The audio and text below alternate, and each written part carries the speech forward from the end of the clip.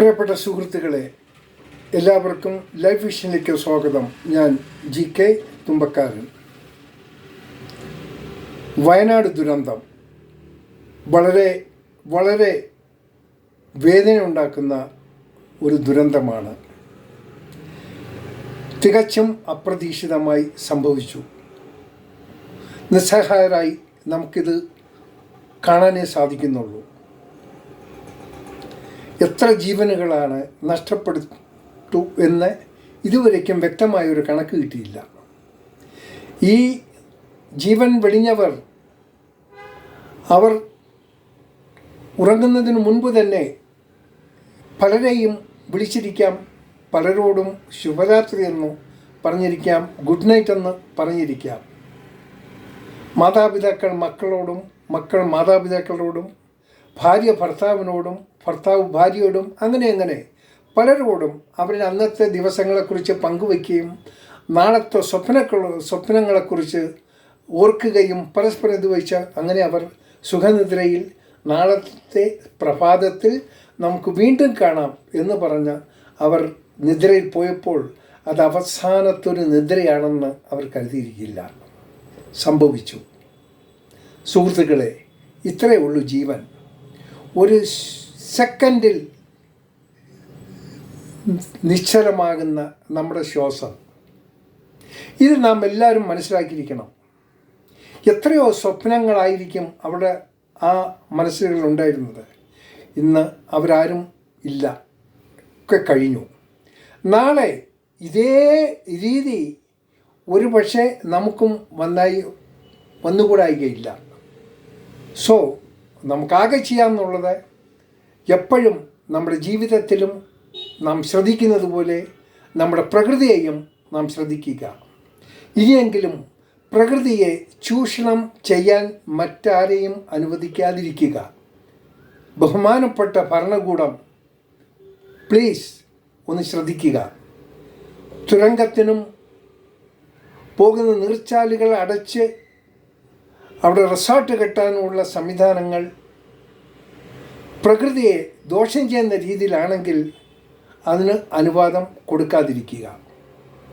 ഒന്ന് മാത്രം മനസ്സിലാക്കുക, ദുരന്തങ്ങൾ നമ്മൾ പലതും ഏറ്റുവാങ്ങിയിട്ടുണ്ട്. അതിൽ കഷ്ടപ്പെടുന്നവർ ഇന്നും ഒട്ടനവധി പേരുണ്ട്.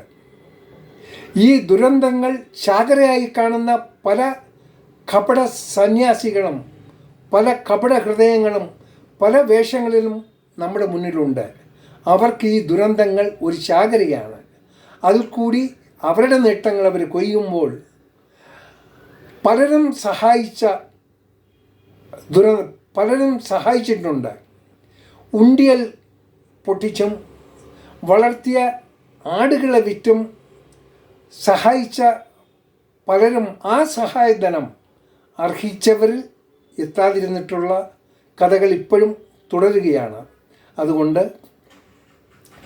ഇപ്പോൾ വീണ്ടും സഹായം അഭ്യർത്ഥിക്കുന്നുണ്ട്. പലരും പല രീതിയിലും പല കോണിൽ വരുന്ന. ഒന്ന് മനസ്സിലാക്കുക, ഈ കോടികൾ കൊടുക്കാൻ പലരും മുന്നിൽ ഉണ്ടാകും. കാരണം അതവരുടെ പരസ്യം, അവരുടെ ഫോട്ടോ, അതൊക്കെ വെറുതെ വരും. പാപം 100 രൂപയോ ലക്ഷം രൂപയോ 10 രൂപയോ കൊടുക്കുന്നവരുടെ പേരുകളൊന്നും വരില്ല. ബട്ട് അത് നമ്മൾ പ്രതീക്ഷിക്കേണ്ട. അത് നമ്മുടെ ഒരു ആത്മസംതൃപ്തി, അതിനുവേണ്ടി മാത്രം ചെയ്യുമെന്ന് കരുതുക. ബട്ട് ഈ സഹായം ചെയ്യുന്നവർ ഒന്ന് മനസ്സിലാക്കുക, പ്ലീസ്. ആദ്യം ഗവൺമെൻറ് മിഷനറീസ് ഉണ്ട്, അവർ ചെയ്യുന്നതൊക്കെ ചെയ്യട്ടെ. അവർ ചെയ്ത് എല്ലാം ഇതാവുമ്പോൾ അവർക്കൊരു വ്യക്തത കിട്ടും.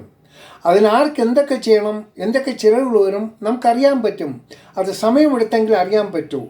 ആ സമയത്തായിരിക്കണം നമ്മുടെ സഹായഹസ്തങ്ങൾ അവിടേക്ക് എത്തേണ്ടത്. അതും എത്തുമ്പോൾ, സഹായിക്കുമ്പോൾ ഈ സഹായം അർഹിക്കുന്നവരിൽ എത്തുന്നുണ്ടോ എന്ന് നമ്മൾ ശ്രദ്ധിക്കണം. അത് ശ്രദ്ധിക്കേണ്ടത് നമ്മുടെ ആവശ്യമാണ്. അതറിയേണ്ടതും നമ്മുടെ റൈറ്റ്സാണ്. സോ ഇപ്പോൾ തന്നെ ഈ അന്ത്യചർച്ചകളിൽ സഹായം അഭ്യർത്ഥിക്കുന്ന പല ആൾക്കാരും പലയിടത്തും ഉണ്ടാകും. അത് ഇപ്പോൾ തൽക്കാലം വേണ്ട. ശകലം ഒന്ന് സമാധാനമായി കൊടുക്കുക. ഇല്ലെങ്കിൽ നിങ്ങൾ കൊടുക്കുന്ന സഹായം അർഹിക്കുന്നവർ എത്തില്ല. ഇത് ചാകരയായി കാണുന്നവരാണ് ഒട്ടുമിക്ക കപടരും നമ്മുടെ മുന്നിൽ ഉള്ളത്. അതുകൊണ്ട് ബി കെയർഫുൾ വിത്ത് ദം. ഇനി ഈ നഷ്ടപ്പെട്ട അവരുടെ ബന്ധുജനങ്ങൾ, അവരെ ഡിപ്പെൻഡ് ചെയ്ത് ജീവിച്ച പല ബന്ധുജനങ്ങളുണ്ട്. അവരെ ശരിക്ക് തിരഞ്ഞു പിടിച്ചാലും അവർക്ക് വേണ്ട സഹായങ്ങളാണ് നാം ചെയ്യേണ്ടത്.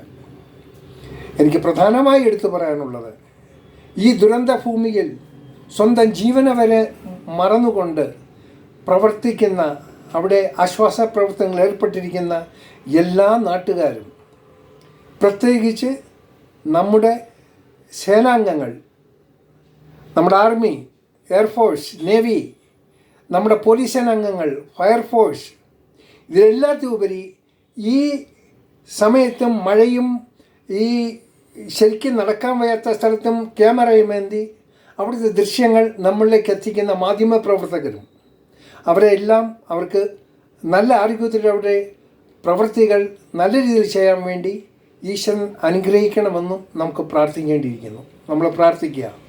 അവർക്കതിനുള്ളൊരു ധൈര്യം, ആത്മധൈര്യം നാം കൊടുക്കണം. അവർക്കും ഭക്ഷണമൊന്നും സമയത്തിന് കിട്ടുന്നില്ല എങ്കിൽ തന്നെയും അവർ മഴ നനഞ്ഞ് ഞാൻ കാണുന്നുണ്ട് ദൃശ്യമാധ്യമങ്ങൾ അവിടെ നടക്കുന്നത് നമ്മൾ നേരിട്ട് നമ്മൾ എത്തിക്കുകയാണ്. അതൊരു വലിയൊരു ജോലിയാണ് അവർക്കുള്ളത്. അവർ ഏത് കാലാവസ്ഥയും തരണം ചെയ്ത് അവരും അവരോടൊപ്പമുള്ള ഒക്കെ ആൾക്കാർ അവിടെ ഇപ്പോൾ പണി ചെയ്തുകൊണ്ടിരിക്കുകയാണ്. അവർക്ക് വേണ്ട ആരോഗ്യം കിട്ടട്ടെ എന്ന് നമ്മൾ ഈശ്വരനോട് പ്രാർത്ഥിക്കണം. എനിക്ക് കൂടുതൽ ഈ വീഡിയോയിൽ സംസാരിക്കാൻ തന്നെ സാധിക്കാത്ത ആ ഒരു മാനസിക അവസ്ഥയിലല്ല.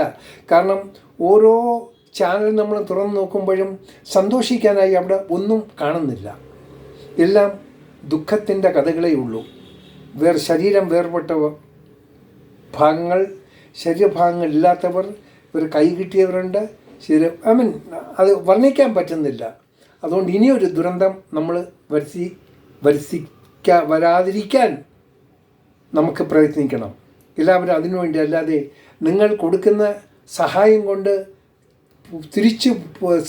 കൊണ്ട് ജീവൻ നഷ്ടപ്പെട്ടവർക്ക് അത് തിരിച്ച് കിട്ടില്ല. സോ നമ്മൾ ചെയ്യേണ്ടത്, നമുക്ക് എന്താ ചെയ്യാൻ പറ്റുകയെന്ന് പറഞ്ഞാൽ, ഇനിയെങ്കിലും പ്രകൃതിയെ തുരന്തം വയ്ക്കുന്ന ഈ ശക്തികളെ സമൂഹത്തിൽ നിന്ന് മാറ്റി നിർത്തുക, അവരറിയുക. പ്രകൃതി ദുരന്തങ്ങളെ ചാകരായി കാണുന്നവരെ നമ്മളിൽ നിന്നും അകറ്റി നിർത്തുക. ഇത് മാത്രമേ എനിക്ക് പറയാനുള്ളൂ. എല്ലാവർക്കും ലൈഫ് വിഷൻ കാണികളുടെ പ്രണാമം.